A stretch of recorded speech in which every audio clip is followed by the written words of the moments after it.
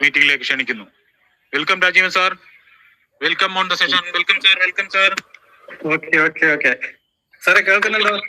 കേൾക്കാം സാർ, കേൾക്കാം. Welcome sir. Thank you Anitha sir. അപ്പൊ വളരെ നല്ല രീതിയിൽ അനിത സാർ തന്നെ ഇവിടെ പരിചയപ്പെടുത്തി. അപ്പോ നമ്മുടെ 128ാം ആഴ്ചയിലെ $1 മില്യൺ ക്ലബിന്റെ മീറ്റിംഗിലാണ് നമ്മൾ ഓരോരുത്തരും ഒത്തുകൂടിയിരിക്കുന്നത്. അപ്പോ നമ്മൾ ഈ ഒരു കാര്യത്തെ കുറിച്ച് പറയുകയാണെങ്കിൽ, നമ്മൾ പ്രവർത്തിക്കുന്ന പ്രസ്ഥാനത്തെ കുറിച്ച് വളരെ നല്ല രീതിയിൽ അറിഞ്ഞിരിക്കുക എന്നുള്ളത് ഓരോ പ്രവർത്തകന്റെയും ഒരു പ്രധാനപ്പെട്ട ആവശ്യമാണ്. അപ്പോൾ ആ ഒരു പ്രസ്ഥാനത്തിന്റെ ചരിത്രം, അതിന്റെ പിന്നിലുള്ള ശക്തികള്, അപ്പൊ അതുപോലെ തന്നെ അതിന്റെ സെക്യൂരിറ്റി, ഈ ഒരു പ്രസ്ഥാനത്തിൽ നമുക്ക് പ്രവർത്തിച്ചാൽ കിട്ടുന്ന ഗുണങ്ങള്, അങ്ങനെയുള്ള നിരവധിയായ കാര്യങ്ങള് നമ്മൾ വളരെ വ്യക്തമായി അറിഞ്ഞിരിക്കുക എന്നുള്ളത് ഏറ്റവും പ്രധാനപ്പെട്ട ഒരു കാര്യമാണ്. അപ്പൊ അങ്ങനെ നോക്കുന്ന സമയത്ത് എന്താണ് പേൾവിൻ എന്ന് പറയുന്നത്? അപ്പം പേൾവിൻ എന്ന് പറഞ്ഞാൽ ഒരു സോഷ്യൽ ഇ-കൊമേഴ്സ് ബാങ്കിങ് വെബ്സൈറ്റ് ആണ്. അപ്പോൾ ഈ ഒരു വെബ്സൈറ്റ് സ്ഥാപിതമാവുന്നത് 2015 അമേരിക്കയിലെ ടെക്സാസ് എന്ന് പറയുന്ന സ്ഥലത്താണ്. അപ്പോൾ ഇതിന്റെ സ്ഥാപകൻ എന്ന് പറയുന്നത് നമ്മുടെ ബഹുമാനപ്പെട്ട ഡോക്ടർ ഡാനിയൽ ജോൺസൺ, അതുപോലെ തന്നെ ഗണിതശാസ്ത്രത്തിൽ നോബൽ പ്രൈസ് കിട്ടിയ ഒരു വ്യക്തി കൂടിയാണ്. ഇദ്ദേഹം റോച്ചൈൽഡ് ഫാമിലി എന്ന് പറയുന്ന ലോകത്തിലെ അതിസമ്പന്നമായ ഒരു കുടുംബത്തിൽപ്പെട്ട അംഗം കൂടിയാണ്. അപ്പൊ എന്താണ് ഈ റോച്ചൈൽഡ് ഫാമിലി, അല്ലെങ്കിൽ ആരാണ് റോച്ചൈൽഡ് ഫാമിലി എന്ന് നമ്മൾ മനസ്സിലാക്കുന്നത് വളരെ നല്ലൊരു കാര്യമായിരിക്കും. അപ്പൊ ലോക സമ്പദ് വ്യവസ്ഥയെ തന്നെ നിയന്ത്രിക്കുന്ന കുറെ കുടുംബങ്ങൾ ഇവിടെ ഉണ്ട് എന്ന് നമ്മൾ മനസ്സിലാക്കിയിട്ടുണ്ട്. അപ്പൊ അതിൽപ്പെട്ട ഏറ്റവും പ്രധാനപ്പെട്ട ഒരു കുടുംബമാണ് റോച്ചൈൽഡ് ഫാമിലി എന്ന് പറയുന്നത്.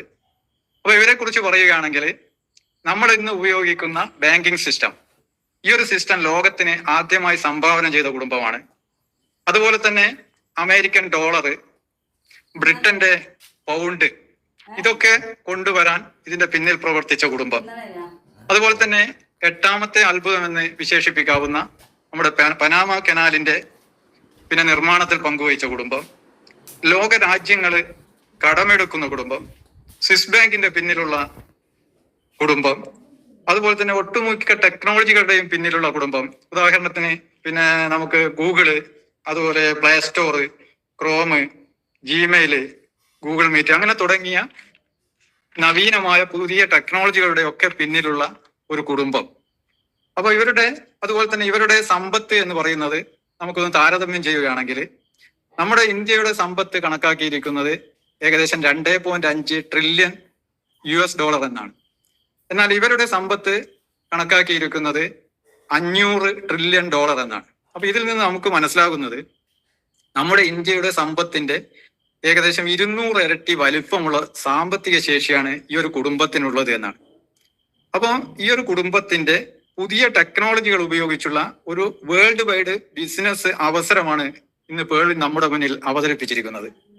അപ്പൊ ഈ ഒരു ബിസിനസ് അവസരത്തിൽ 6 ബിസിനസ് അവസരങ്ങളാണ് ഇവിടെ ഇന്ന് നമുക്ക് കാണാം. അപ്പൊ ആ 6 ബിസിനസ് അവസരങ്ങൾ എന്ന് പറയുന്നത്, ഒന്ന് DP പ്രോഗ്രാം, രണ്ടാമത്തത് PVC meta NFT token program, അല്ലെങ്കിൽ PVC meta crypto token program, മൂന്നാമത്തേത് സോഷ്യൽ മീഡിയ, നാലാമത്തേത് വേൾഡ് വൈഡ് നെറ്റ്വർക്ക്, അഞ്ചാമത്തേത് ഗെയിമിംഗ് പ്ലാറ്റ്ഫോം, ആറാമത്തേത് ഇ-കൊമേഴ്സ്. ഈ 6 ബിസിനസ് അവസരങ്ങളാണ് നമ്മുടെ മുന്നിൽ അവതരിപ്പിച്ചിരിക്കുന്നത്. അപ്പൊ ഈ ഒരു ബിസിനസ് അവസരം എന്ന് പറയുന്നത്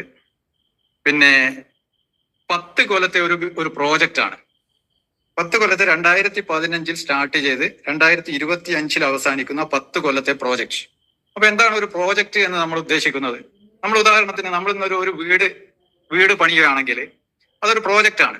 ആ പ്രോജക്റ്റിന് അതിന് ആദ്യം വേണ്ടത് എന്ന് പറഞ്ഞാൽ ആ വീട് പണിയാൻ ആവശ്യമായ പണം നമ്മൾ കണ്ടെത്തണം. അതുപോലെ തന്നെ ആ വീടിന് ഇന്ന സൗകര്യങ്ങൾ വേണമെന്ന് നമ്മൾ തീരുമാനിക്കണം. അതോടൊപ്പം ആ വീട് ഇത്ര സമയത്തിനുള്ളിൽ, ഇപ്പൊ 2 കൊല്ലം അല്ലെ 3 കൊല്ലം, ആ ഒരു സമയത്തിനുള്ളിൽ തീർക്കണം. ഇതാണ് ഒരു പ്രോജക്റ്റ്. അപ്പൊ അതുപോലെ 10 കൊല്ലം എടുത്ത് ചെയ്ത് തീർക്കുന്ന അതേപോലെ തന്നെ 9.5 ലക്ഷം കോടി റുപ്യ സ്വന്തം ബ്ലോക്ക് ചെയിനിൽ നിക്ഷേപിച്ചുകൊണ്ട് ചെയ്തു തീർക്കുന്ന 6 പ്രോജക്റ്റ് ആണ് ഈ പറഞ്ഞ കാര്യങ്ങൾ. അപ്പൊ നമുക്ക് ഇതിന്റെ ഒന്നാമത്തെ പ്രോജക്റ്റ് ഒന്ന് എടുത്ത് പരിശോധിക്കാം. DP പ്രോഗ്രാം എന്നാണ് അതിനെ അറിയപ്പെടുന്നത്. അപ്പൊ അതൊരു ഡിജിറ്റൽ കറൻസിയായി ബന്ധപ്പെട്ട ഒരു പ്രോഗ്രാമാണ്. അപ്പൊ ഈ DP പ്രോഗ്രാം എന്ന് പറയുന്നത് ഇപ്പൊ നമ്മുടെ പിന്നെ ഡിജിറ്റൽ കറൻസി എന്ന് പറയുന്നത് ഇന്ത്യയെ സംബന്ധിച്ച് പറയുകയാണെങ്കിൽ ഇന്ത്യയുടെ E-Rupee നമ്മുടെ ഒരു രൂപക്ക് തുല്യമായ മൂല്യമുള്ള പണമാണ് E-Rupee എന്ന് പറയുന്നത്. അപ്പൊ ഇത് 2022 നമ്മുടെ രാജ്യം സ്റ്റാർട്ട് ചെയ്തത്. ഇന്നും അതിന്റെ പരീക്ഷണ നിരീക്ഷണങ്ങൾ കൂടി കടന്നുപോയിക്കൊണ്ടിരിക്കുകയാണ്. അപ്പൊ അങ്ങനെയുള്ള ഡിജിറ്റൽ കറൻസി, അതായത് ലോകത്തിലെ ആദ്യത്തെ ഡിജിറ്റൽ കറൻസി DP എന്നറിയപ്പെടുന്ന ഡിജിറ്റൽ കറൻസി ഇവിടെ അവതരിപ്പിച്ചത് പേൾവിൻ ഇന്റർനാഷണൽ ആണ്. അപ്പൊ ഈ ഒരു DPയുടെ മൂല്യം എന്ന് പറയുന്നത് ഒരു അമേരിക്കൻ ഡോളറിന് തുല്യമായ മൂല്യമായിരുന്നു. ഇപ്പൊ 2015 അത് സ്റ്റാർട്ട് ചെയ്തു എന്ന് പറഞ്ഞു. അപ്പൊ ഇതിന്റെ പ്രവർത്തനം ഏകദേശം 156 രാജ്യങ്ങളിൽ ഇതിന്റെ പ്രവർത്തനം എത്തിച്ചിട്ടുണ്ട്, ഈ ഒരു DP പ്രോഗ്രാം. അപ്പൊ നമ്മുടെ ഇന്ത്യയിൽ ഇത് എത്തുന്നതെന്ന് പറഞ്ഞാൽ 2018 നമ്മുടെ RBI അതുപോലെ തന്നെ SEBI തുടങ്ങിയ സംഘടനകൾ ഇതിന് അംഗീകാരം കൊടുക്കുന്നത്, ഇന്ത്യയിൽ പ്രവർത്തിക്കാനുള്ള അനുമതി കൊടുക്കുന്നത്, അതായത് റുപ്പീസ് ഡ്രോയിങ് അറേഞ്ച്മെന്റ് എന്നുള്ള ഒരു എഗ്രിമെന്റ് പ്രകാരം ഇവിടെ അനുമതി കൊടുക്കുന്നത് 2018. അപ്പൊ അതിനുശേഷം ഈ DP പ്രോഗ്രാമുമായി ബന്ധപ്പെട്ട് ഒരുപാട് ആളുകൾ ഇതിന്റെ പ്രവർത്തനവുമായി ബന്ധപ്പെട്ട് വലിയ പണം ഇതിൽ കൂടി സമ്പാദിക്കേണ്ട, ലക്ഷങ്ങളും കോടികളും സമ്പാദിച്ച വ്യക്തികൾ നമ്മുടെ രാജ്യത്ത് തന്നെ ഉണ്ടായിട്ടുണ്ട്. അപ്പൊ ഇങ്ങനെ സമ്പാദിച്ച DP എന്ന് പറയുന്ന കാര്യം ഇവിടെയുള്ള നാഷണലൈസ്ഡ് ബാങ്കുകളിൽ കൂടി നമ്മുടെ പണമാക്കി മാറ്റാൻ സാധിച്ചിട്ടുണ്ട്. അതുപോലെ തന്നെ ഇവിടെ gas bill, mobile recharge, LIC premium, current bill തുടങ്ങിയ കാര്യങ്ങൾക്കൊക്കെ ഉപയോഗിക്കാൻ കഴിഞ്ഞിട്ടുണ്ട്. അപ്പൊ ഇതിൽ നിന്ന് നമുക്ക് മനസ്സിലാകുന്നത് ഈ ഒരു DP നമ്മുടെ പൈസയാക്കി മാറ്റണമെങ്കിൽ, അല്ലെങ്കിൽ ഒരു വിദേശ കറൻസി നമ്മുടെ പൈസയാക്കി മാറ്റണമെങ്കിൽ അതിന് ഗവൺമെന്റിന്റെ കൃത്യമായ അംഗീകാരം ഉണ്ടെങ്കിൽ മാത്രമേ അത് സാധിക്കുകയുള്ളൂ എന്നാണ്. അപ്പൊ മറ്റൊരു കാര്യം പറയാനുള്ളത്, 186 രാജ്യങ്ങളിൽ ഇതിന്റെ പ്രവർത്തനം എത്തിയിട്ടുണ്ടെന്ന് നമുക്ക് കാണാൻ കഴിയും. അപ്പൊ 156 രാജ്യങ്ങളിലെ ഗവൺമെന്റുമായി ഉള്ള, അല്ലെങ്കിൽ ഗവൺമെന്റിന്റെ പെർമിഷനോട് കൂടിയാണ് ഈ ഒരു പ്രസ്ഥാനം പ്രവർത്തിച്ചത് എന്ന് നമുക്ക് കാണാൻ കഴിയും. അങ്ങനെയുള്ള 150 രാജ്യങ്ങളിലെ ഗവൺമെന്റിനെ ബന്ധപ്പെടാനുള്ള ആ ഒരു ശക്തിയുടെ വലിപ്പം എത്രയാണെന്ന് നമുക്കൊന്ന് ഊഹിക്കാവുന്നതേ ഉള്ളൂ. കാരണം നമ്മളൊരു പേപ്പർ ശരിയാക്കാൻ വേണ്ടി നമ്മുടെ ഒരു പഞ്ചായത്തിലോ അല്ലെങ്കിൽ മറ്റു സ്ഥലങ്ങളിലോ പോയി കഴിഞ്ഞാൽ അത് ശരിയാക്കിയെടുക്കാൻ എത്ര പ്രയാസമുണ്ട് എന്ന് നമ്മളൊന്ന് ആലോചിക്കുക. അപ്പൊ അങ്ങനെയുള്ളവർക്ക് 150 രാജ്യങ്ങളെ ഗവൺമെന്റുമായിട്ട് ബന്ധപ്പെടണമെങ്കിൽ അത്രയും വലിയൊരു ശക്തി, അല്ലെങ്കിൽ അത്രയും വലിയൊരു കപ്പാസിറ്റി അവർക്ക് ഉണ്ടായിരിക്കണം എന്നുള്ളത് നമ്മൾ ഓർക്കുക.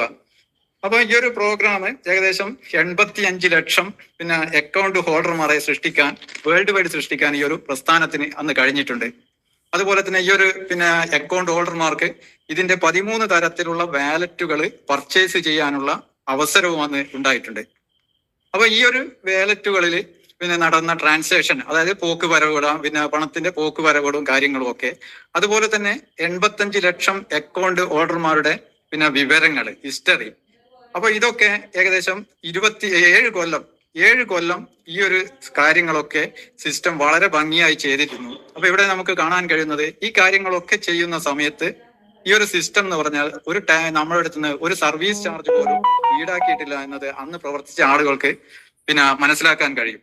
അപ്പൊ ഇതിൽ നിന്ന് മനസ്സിലാകുന്ന കാര്യം എന്ന് പറഞ്ഞാൽ, ഈ ഒരു സിസ്റ്റത്തിന് സ്വന്തമായി സെർവർ അല്ലെങ്കിൽ ഫാമുകൾ സ്വന്തമായി ഉണ്ട് എന്നുള്ളതാണ്. അതുകൊണ്ടാണ് നമ്മുടെ അടുത്ത് നിന്ന് ഒരു പൈസ പോലും വാങ്ങാതെ പ്രവർത്തിക്കാൻ കഴിഞ്ഞത്. ഇവിടെ നമ്മുടെ മറ്റൊരു കാര്യം നമ്മൾക്ക് ഇവിടെ ഓർക്കുന്നത് നല്ലതായിരിക്കും. നമ്മുടെ ഇന്ത്യയിലെ ഏറ്റവും വലിയ ഒരു ബാങ്കാണ് SBI ബാങ്ക് എന്ന് പറയുന്നത്, അല്ലെങ്കിൽ RBI. ഈ ഒരു ബാങ്കുകൾക്കൊന്നും തന്നെ സ്വന്തമായി സെർവറോ അല്ലെങ്കിൽ കാര്യങ്ങളോ ഇല്ല എന്നുള്ളതാണ്. വാടകക്കെടുത്ത സെർവറുകളിൽ ഒക്കെയാണ് അവര് തങ്ങളുടെ കാര്യങ്ങൾ നടത്തുന്നത് എന്ന് നമുക്ക് കാണാൻ കഴിയും. അപ്പൊ ഈ ഒരു സിസ്റ്റം, ഈ ഒരു പ്രോഗ്രാം 2022 ഈ സിസ്റ്റം താൽക്കാലികമായി നിർത്തിവെക്കുന്നത്. അപ്പൊ അന്ന് പറഞ്ഞ കാര്യം, വേൾഡ് വൈഡ് ഞങ്ങൾക്ക് ഏകദേശം 85 ലക്ഷം ആളുകൾ ആയി കഴിഞ്ഞിട്ടുണ്ട്, ഇനി നമുക്ക് ആളുകളുടെ ആവശ്യമില്ല എന്നുള്ള ഒരു കാര്യമായിരുന്നു. അപ്പോൾ അന്ന് ഇതിന്റെ ഓരോ ബാലറ്റുകളും പർച്ചേസ് ചെയ്യാൻ വേണ്ടി വലിയ തുകകൾ തന്നെ നമ്മൾ അങ്ങോട്ട് സിസ്റ്റത്തിന് കൊടുത്ത കാര്യം നമുക്ക് ഓർമ്മിക്കാൻ കഴിയും. അപ്പൊ അങ്ങനെ കൊടുത്ത അങ്ങോട്ട് കൊടുത്ത എത്രയാണോ അങ്ങോട്ട് കൊടുത്ത പണം, അതിന്റെ ഇരട്ടി നമ്മുടെ അക്കൗണ്ടുകളിലേക്ക് തിരിച്ചു തന്നുകൊണ്ട് ആണ് ഈ സിസ്റ്റം താൽക്കാലികമായിട്ട് അന്നത്തെ പ്രോഗ്രാം അവസാനിപ്പിച്ചത്. അതോടൊപ്പം തന്നെ നമ്മൾ ഇതിലെ ആ പണത്തെ നമ്മൾ ഇതിന്റെ അടുത്ത പ്രോജക്റ്റിലേക്ക് ഉപയോഗിക്കണം എന്നുള്ള നിർദ്ദേശവും അന്ന് തന്നിരുന്നു. അത് എങ്ങനെ ഉപയോഗിക്കണം, ഏത് വിധത്തിൽ കൈകാര്യം ചെയ്യണം എന്നൊക്കെയുള്ള നിർദ്ദേശങ്ങൾ തന്നുകൊണ്ടാണ് അന്ന് ആ പ്രോജക്റ്റ് താൽക്കാലികമായി നിർത്തിവെച്ചത്. അപ്പൊ അതിന്റെ അടുത്ത പ്രോജക്റ്റ് ആണ് നമ്മൾ ഇന്ന് ചെയ്യുന്ന PVC മെറ്റ എന്ന് പറയുന്ന NFT ടോക്കൺ പ്രോഗ്രാം, അല്ലെങ്കിൽ PVC meta crypto token project എന്ന് പറയുന്നത്. അപ്പൊ ഇത് സ്റ്റാർട്ട് ചെയ്തത് 2022 ജൂലൈ 28-നാണ്. അപ്പൊ അന്നത്തെ ഇതിന്റെ ഒരു വില എന്ന് പറയുന്നത് 88 രൂപയിൽ തുടങ്ങി ഏകദേശം ഒരു വർഷത്തിനുള്ളിൽ ഇതിന്റെ വില 1360 രൂപയിൽ എത്തിച്ച ഒരു സിസ്റ്റമാണ് ഈ പേൾവിൻ എന്ന് പറയുന്ന ഇത്. അപ്പൊ ഇന്ന് നമുക്ക് കാണാൻ കഴിയും ഈ ഒരു PVC മെറ്റയുടെ വില ഇന്ന് നമ്മുടെ ടീമില് 4 രൂപക്ക് കിട്ടുന്ന ഒരു അവസ്ഥയാണ്. കാരണം എന്ന് പറഞ്ഞാൽ ഇതിനൊരു വലിയൊരു കമ്മ്യൂണിറ്റിയെ സൃഷ്ടിക്കുന്നതിന്റെ ഭാഗമായി ഏറ്റവും കുറച്ച് കിട്ടുന്ന ഒരു സമയമാണ് ഇത്. അപ്പൊ ഇവിടെ ചില കാര്യങ്ങളൊക്കെ നമ്മൾ മനസ്സിലാക്കേണ്ടതുണ്ട്. അപ്പൊ ഇവിടെ പറഞ്ഞത് ഇത് ഒരു NFT ടോക്കൺ അല്ലെങ്കിൽ ക്രിപ്റ്റോ കറൻസി ടോക്കൺ എന്നൊരു കാര്യമാണ് പറഞ്ഞിരിക്കുന്നത്. അപ്പൊ ക്രിപ്റ്റോ കറൻസി എന്താണ്, ക്രിപ്റ്റോ കറൻസി എന്നുള്ള കാര്യങ്ങളൊക്കെ നമ്മളൊന്ന് പഠിക്കുന്നത് ഉപകാരപ്പെടും. അപ്പം ഈ ക്രിപ്റ്റോ കറൻസി എന്ന് പറഞ്ഞാൽ പൈസയുടെ ഇലക്ട്രിക് രൂപം എന്നാണ് അറിയപ്പെടുന്നത്. അപ്പം ഇവിടെ പൈസ കൂടാനും വില കൂടാനും അതുപോലെ തന്നെ വില കുറയാനും സാധ്യതയുള്ള ഒരു മേഖലയാണ്. അപ്പോൾ ഇതിന്റെ ഈ ഒരു ക്രിപ്റ്റോ കറൻസിയുടെ ഉത്ഭവം എന്ന് പറയുന്നത് ലോകത്തിലെ ഏറ്റവും കൂടുതലുള്ള ചരക്ക് ഗതാഗതം നടക്കുന്നത് സമുദ്രങ്ങളിൽ കൂടിയാണ്, അതായത് കപ്പൽ മാർഗമാണ് നടക്കുന്നത്. അപ്പൊ അവിടെയുള്ള പണമിടപാടുകൾ സുഗമമാക്കാൻ വേണ്ടിയുള്ള ഒരു കാര്യമാണ് ക്രിപ്റ്റോ കറൻസി എന്ന് പറയുന്ന ഒരു സിസ്റ്റം കൊണ്ടുവന്നത്. അപ്പൊ ഇന്ന് ലോകത്തിലെ ലോകത്തിലെ ആദ്യത്തെ ക്രിപ്റ്റോ കറൻസി എന്ന് അറിയപ്പെടുന്നത് നമ്മുടെ BTC അല്ലെങ്കിൽ ബിറ്റ് കോയിൻ എന്ന് പറയുന്ന ഒരു ക്രിപ്റ്റോ കറൻസി ആയിരുന്നു.